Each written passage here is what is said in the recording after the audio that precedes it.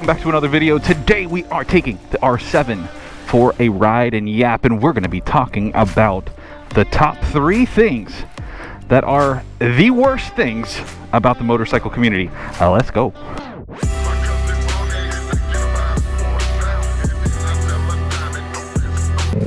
Before we get into today's video, if you're new around here and you like this kind of content, don't forget to hit the subscribe, hit the like button, the buttons that help me out as I build the channel. For all of you new people here, thank you so much for joining. And if you're here from one of my other social media platforms, welcome to YouTube. And now, today's video. All right, so as I mentioned, today we're going to be talking about the 3 worst things about the motorcycle community. And just to preface, this is obviously just my opinion. This is based on the things that I see constantly in my own comments, gathering research as it were. I ask a lot of questions, encourage a lot of conversation on a lot of the different platforms around specific topics and what people think, you know, their biggest pet peeves are, and what is one thing that, it annoys you about it, motorcycling, whatever. And these are the top 3 things that I think that if they were even improved just a little bit, would drastically change the just general quality of being a motorcyclist and enjoying the hobby, not solo, right? So if you're a solo rider, a lot of this kind of motorcycle community group ride conjecture really means nothing, because you don't ride with other people, you don't interact with other people, and none of the toxicity that comes with the community really, it doesn't really affect you too much. However, I will say that whenever you're first starting out, even if you plan on being a solo rider, when you're first starting as a rider, you are probably going to take a class, obviously get your MSF license, hopefully, or you're going to be, watching YouTube and doing the things that, most people do when they learn something new. Do research, right? How do I do it? How do I become better at it, become skilled, whatever. So in some ways it does play in, because I do think that there's a responsibility to change some of this for those new people. But we're talking about the motorcycle community as a whole in general. All right, so number 1 is the glamorization of recklessness. Everything you see on social media today is drama, is high-speed runs, 180 miles an hour on the highway, running from police. It's busted mirrors, right? It's all of the road rage, nonsense, high irresponsibility, reckless behavior. That's what is shown. That's what is idolized. And unfortunately, that's a really big issue, because that is what most new people see when they're on social media for the first time and they're looking up, bikes and getting into motorcycles. This is what they see. This is what they think is cool. This is a terrible example. Social media, influencers, all of the people that are in my space are, in general, not all, a lot are really bad examples. There are plenty of really good examples that you can follow for great safety, for great conversation, for great tips, all those things. But in general, the majority of people that get on social media, they are there for the glitz and glamour, and we're going to talk about that in number 3, because it comes back full circle. So number 1 has to be glamorizing, idolizing reckless behavior. It's terrible. It's I mean, there really isn't even a way to try to justify it or bring it down from what it is. It's just bad. All in all it does is get more and more young and old people injured and or killed, and that's just the unfortunate truth of it.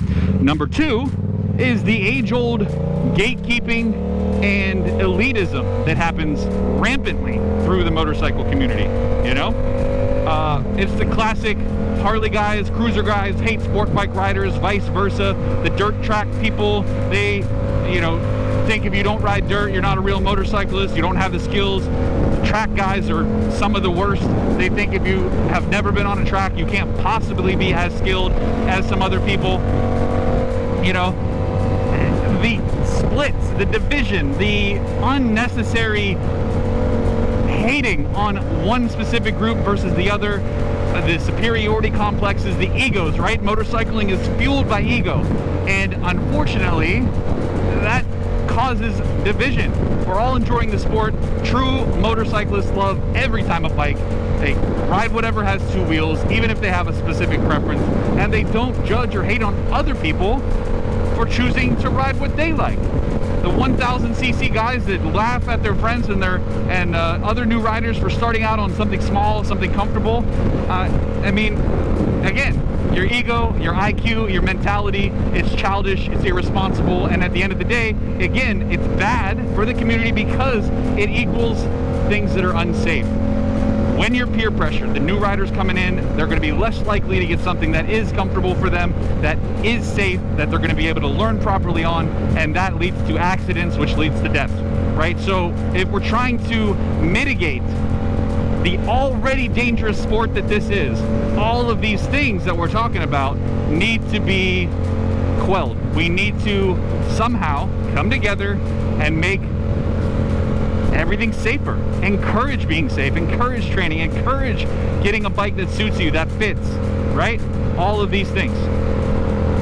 So you have the glamorizing of recklessness, you have gatekeeping and elitism, and then number 3, which again circles all the way back around to number 1, it is the fact that most people these days, maybe not most, a good percentage of people these days are getting into motorcycling for the wrong reason. They see that it can easily get you quote-unquote internet famous, that can get you followers, that can get you likes and hits and clicks and all these things by being reckless, by you know, getting that really expensive bike even though you don't know how to ride it. It's, again, it's the glamour, it's the glitz. We have shunned and we have put on the back burner proper training, proper education, certification, encouraging people that are new to start small, work their way up, get the skills required to master the sport.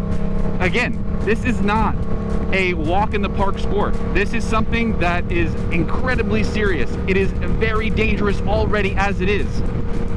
But then we make it more. We make it worse by encouraging and not helping new people coming in, people that have been in the sport for however. We don't say something whenever they're, you know, giving bad advice, whatever it might be, right?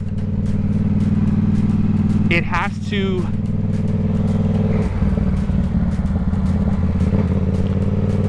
we have to somehow reinstill the wish, the desire, and the encouraging of going with the right bike, the right style, the right size, things that are going to be comfortable, safe, and that makes sense, responsibly makes sense. What are you using the bike for? What are you going to do with it? What kind of riding are you doing? All of the things that make the journey into the sport that much safer, right? Be welcoming, not judging. All of the things that tie all 3 of these major points together, right, is the fact that we're supposed to be enjoying the hobby together. Everybody, 2 wheels, right? 2 down, be safe. It should encompass all types, all styles, all people. Why don't we do that? Anyways, what do you think are some other really toxic things about the community that could use improving, that could use changing? I'm anxious to see what you have to say. Leave them in the comments below, and of course, if you enjoyed this type of content, don't forget to leave that like, and until next time, be safe.